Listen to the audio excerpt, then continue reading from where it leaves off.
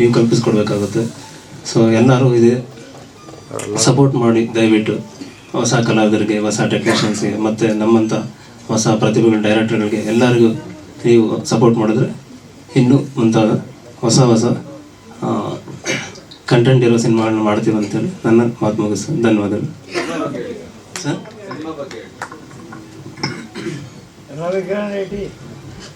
Cinema ಬಗ್ಗೆ ಅಂತಂದರೆ ಶುರು ಹೌದಾ, ಇದು ಸ್ಟಾರ್ಟ್ ಆಗಿ 1.5 year ಆಯಿತು ಸ್ಟಾರ್ಟ್ ಆಗಿ. ಸೊ ಕೆಲವು ಕಾರಣಾಂತರಗಳಿಂದ ಸ್ವಲ್ಪ ಡಿಲೇ ಆಯಿತು. ಮತ್ತು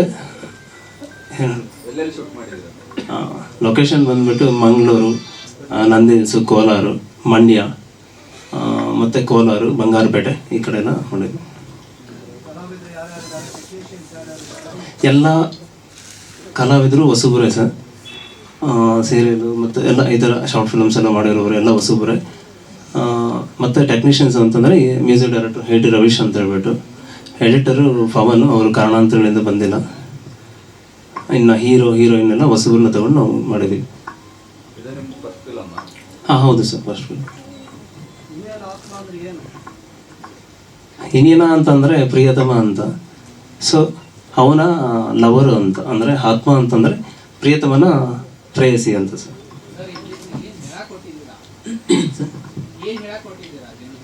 ಜನರಿಗೆ ಏನು ಹೇಳಕ್ಕೆ ಹೋಗಿಲ್ಲ ನಾವು. ಯಾಕೆಂತಂದರೆ ಒಂದು ಲೋ ಬಜೆಟಲ್ಲಿ ಒಂದು ಒಳ್ಳೆ ಸಿನಿಮಾ ಮಾಡಿದ್ದೀವಿ.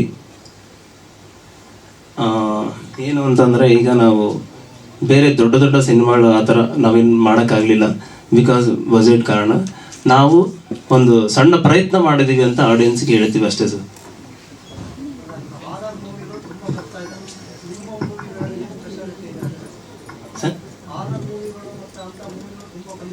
ಹಾಂ ಸ್ಪೆಷಾಲಿಟಿ ಅಂತಂದರೆ ಸರ್, ಆಡಿಯನ್ಸ್ಗೆ ಒಂದು ಕಾಮಿಡಿ ಓರಿಯೆಂಟೆಡ್, ಡೆಫಿನೆಟ್ಲಿ ಸಿನಿಮಾಗೆ ಬಂದವರು ಒಂದು ನಗ್ತಾರೆ, ಕಾಮಿಡಿ ಇದೆ. ಆ್ಯಂಡ್ ಒಂದು ಕಮರ್ಷಿಯಲಾಗಿ ನಾವು ಟ್ರೈ ಮಾಡಿದ್ದೀವಿ ಒಂದು ಸಿನಿಮಾನ.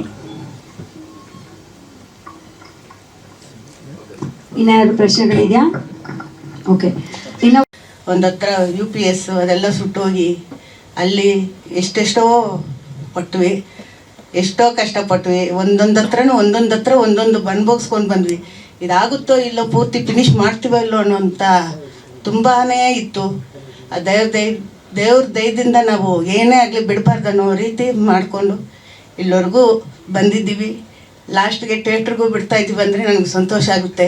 ಅದಕ್ಕೆ ತಕ್ಕಂಗೆ ಎಲ್ಲರೂ ಸಪೋರ್ಟ್ ಮಾಡಿ, ದಯವಿಟ್ಟು ಚಿತ್ರ ನೋಡಿ, ಥಿಯೇಟ್ರಿಗೆ ಹೋಗಿ ನೋಡಿ. ಅದೇ ಬೇಡ್ಕೊಳ್ತಾ ಇದ್ದೀನಿ ಪ್ರತಿಯೊಬ್ಬರಿಗೂ, ಚಿಕ್ಕವ್ರಿಗೂ ದೊಡ್ಡವ್ರಿಗೂ ಎಲ್ರಿಗೂ ಅದೇ ಬೇಡ್ಕೊಳ್ತೀನಿ ನಾನು. Thank you ma'am. ಯಾರು ಪ್ರಶ್ನೆಗಳಿದೆಯಾ ಅವರಿಗೆ?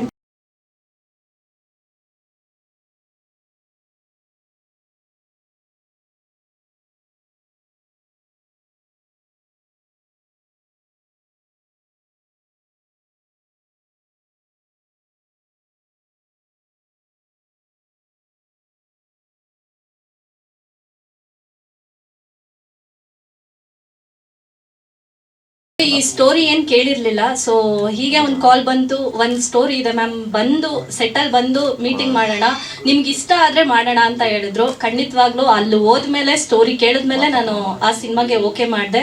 ಸೊ ಹೆಂಗಿತ್ತು ಅಂತಂದರೆ ತುಂಬ ಕಷ್ಟಗಳು. ಸ್ಟಾರ್ಟಿಂಗಲ್ಲಿ ಆಗುತ್ತೋ ಇಲ್ವೋ ಅಡೆತಡೆಗಳು ಎಲ್ಲ ಇದು ನಿಂತೋಗ್ಬಿಡುತ್ತೆ ಅನ್ನೋ ಸಿಚುವೇಶನಲ್ಲಿ ಕೂಡ ನಮ್ಮ ಡೈರೆಕ್ಟರ್ ಆಗಲಿ, ಪ್ರೊಡ್ಯೂಸರ್ಸ್ ಆಗಲಿ ಯಾರಿಗೂ ಏನೂ ಕಮ್ಮಿ ಮಾಡಲಿಲ್ಲ. ಯಾವ ಸೆಟ್ಟಲ್ಲಿ ಹೆಂಗಿದೆಯೋ ಗೊತ್ತಿಲ್ಲ, ಬಟ್ ನಮ್ಮ ಡೈರೆಕ್ಟರ್ ಮಾತ್ರ ತುಂಬಾ ಕಷ್ಟಪಟ್ಟಿದ್ದಾರೆ.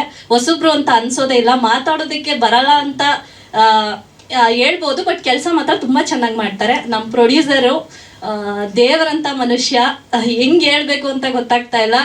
ಯಾರಿಗೂ ಒಂದು ದಿವಸಕ್ಕೂ ಉಪವಾಸ ಅನ್ನೋದು ನಾವು ಕಂಡೇ ಇಲ್ಲ. ಮತ್ತೆ ಈ ಸಿನಿಮಾ ಬಗ್ಗೆ ಏನು ಹೇಳ್ಬೇಕು ಅಂತಂದ್ರೆ, ಕರ್ಮ ಯಾರನ್ನು ಬಿಡಲ್ಲ ಅನ್ನೋದು ಇವರು ಹೇಳಕ್ಕಾಗ್ಲಿಲ್ಲ. ಸೊ ಕರ್ಮ ಯಾವತ್ತು ಯಾರನ್ನು ಬಿಡಲ್ಲ ಅನ್ನೋದು ಇದೊಂದು ಕಂಟೆಂಟು.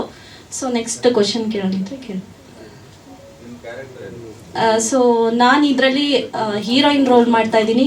ದೆನ್ ಪ್ರೇಯಸಿಯಾಗಿ. ಸೊ ಪ್ರೇಯಸಿಯಾಗಿ ಆತ್ಮ ಹೇಗಾಗುತ್ತೆ ಅನ್ನೋದು ಸಿನಿಮಾ ನೋಡಿದ್ಮೇಲೆ ಕ್ಲಾರಿಟಿ ಸಿಗುತ್ತೆ ಸರ್.